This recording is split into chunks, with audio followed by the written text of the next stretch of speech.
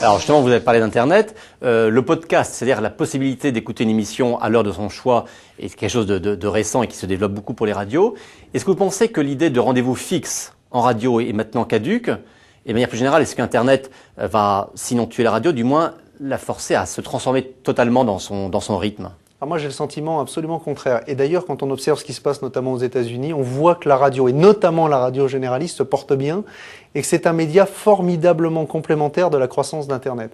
Moi, je crois qu'il y aura toujours la place, à la fois pour le média radio dans la fixité de ses heures de programmation, et en revanche, évidemment, ce que nous avons à faire, nous à Europe 1 et les autres, mais en tout cas à Europe 1, c'est définir la bonne offre digitale. C'est pas faire de la croissance sur Internet pour faire de la croissance sur Internet. C'est définir l'offre digitale qui peut permettre de capter de nouveaux auditeurs et de nouveaux internautes sur Internet. Et c'est ça le défi qui est devant nous. Mais est-ce que ça veut dire qu'à l'avenir, il faudra aussi des formats plus courts Je ne crois pas dans la programmation de la radio.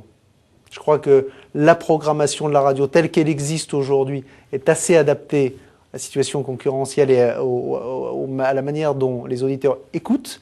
Je ne pense pas que ça évolue très fortement. En revanche, on a un vrai sujet qui est comment on transforme cette audience sur la radio, sur Internet, comment on trouve sur Internet des relais de croissance.